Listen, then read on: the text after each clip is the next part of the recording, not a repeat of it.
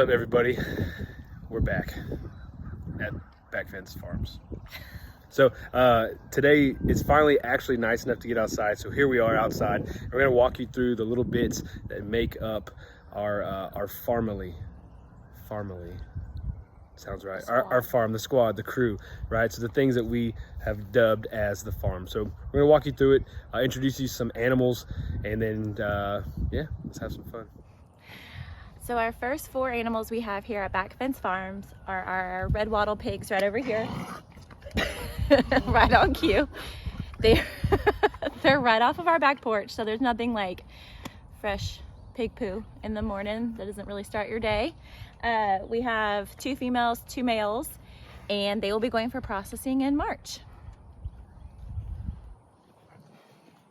So we've gotten a ton of rain, so you can kind of see the conditions. Now we've got a little bit of ryegrass over there. I've been strategically opening it up a little bit for them, bit by bit, but we throw in a bunch of hay and different things in here to get them, to let them to forage, and then of course they get all of our scraps, and they get milk, they get all of it. So it's super fun when we get a bunch of rain, and yeah, they are our garden preppers, so to speak.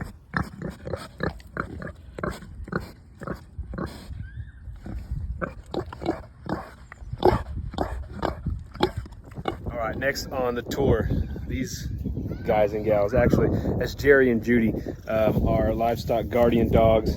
That is Jerry, this is Judy. They are our noise makers at night. Actually, they're the reason we have noise makers. So they are the protection for the chickens. When we had meat birds and we were running out broilers back here in the pasture in our fancy chicken tractor, which you can't really see, but it's that. You would go through and the birds would stay in there and the dogs would patrol the outside, kind of keeping everything clean from raccoons and skunks and coyotes, which we get a lot of at night. So they are our protectors. It's probably overkill, but gosh darn it, they're fluffy and we love them. So they're pretty awesome, and yeah, they're good. They're good dogs. So I say all that to introduce you to what they're protected now, the chickens. So looking at it, we have, I think right now we're running at about 11 birds. They kind of, there's a donkey, we'll get to her next. There's a run birds, we keep them in this house here, and they run from here back into the barn where they lay. So it's basically been our safe haven for them. The dogs come in here at night sometimes and they'll sleep with the birds as a way to kind of acclimate and get used to them and to buddy up. So let's see here. I don't know if we have any eggs. It'd be cool. Oh, sweet. And we do. There's one. So this pen, we basically use like a heavy bedding system where it's continual hay that gets put down. And the cool thing about this barn from 22 Star Sheds is it's movable. So it's a big benefit for us that we can go through and we can hook up to these eye holes and we can tow this thing around once it's dry enough. So it's pretty awesome, which right now it is 100% not dry. So it's a good combination with white dogs, which they'll look like this one day and you come out to them about an hour later and they are completely clean, which is bizarre. So those chickens do a bunch of stuff for us. Obviously eggs, and there's the squad, but I call this Mount Doo-Doo, right, where they go through and they scrape it all up, and this is my compost for the garden, which will be going where the pigs are. So all of our hens over here just staying cool, enjoying the shade. Yeah, there they is. So these are our Dexter cattle. This is our breeding stock. This is who we have left. So the goal is to breed them for either further expanding their line or for meat, for a freezer.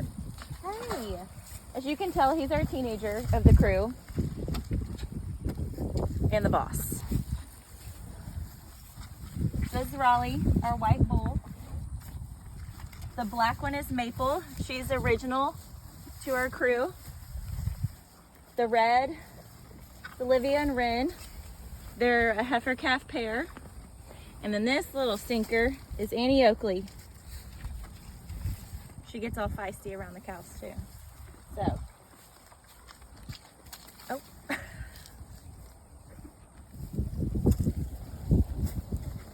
But, all right, so biggest thing, if you've ever seen our logo and you've seen right here, this is our logo. This is Maple. She was honestly one of the cows that when we got our kind of OG3, the original Gangster 3, she was the matriarch. She still is. She pretty much runs this outfit.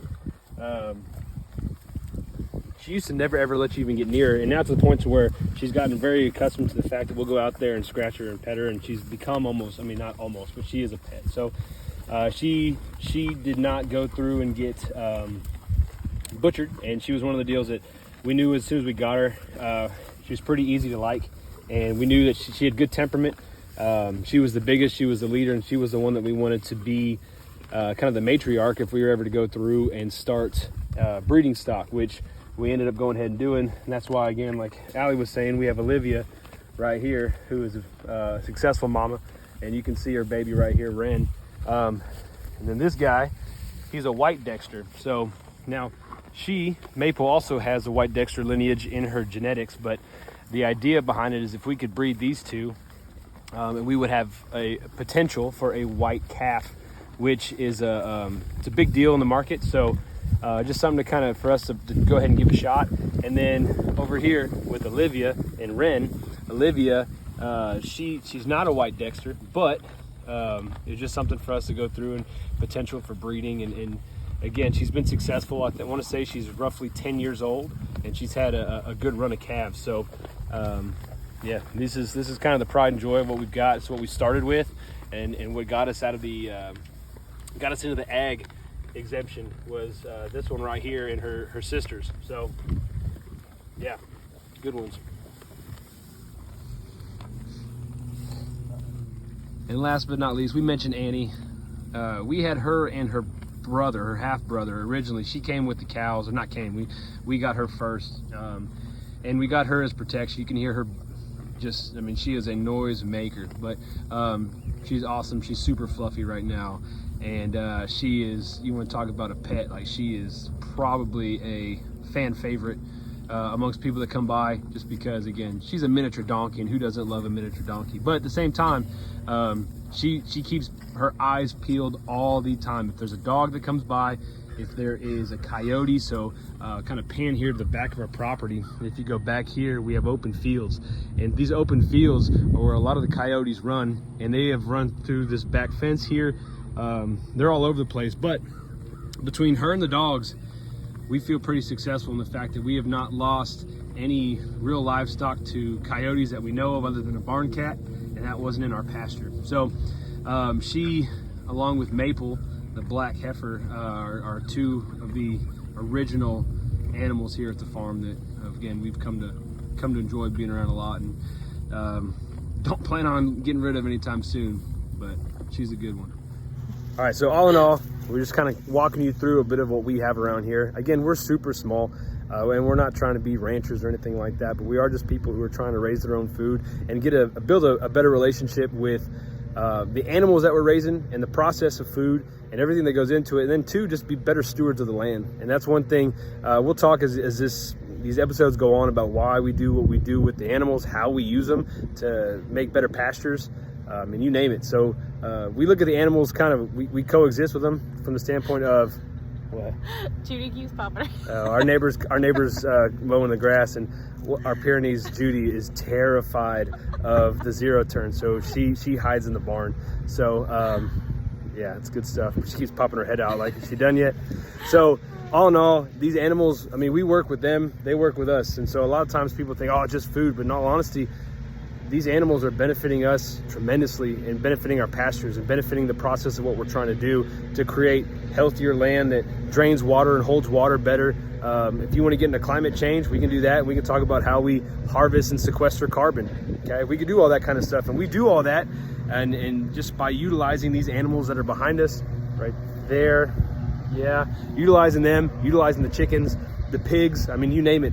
This entire thing is built and predicated on the success of our pastures, and ultimately the animals that help us get to that point. So hopefully you enjoyed the tour of what we call the Back Fence Farm crew. And then we will see you guys next time.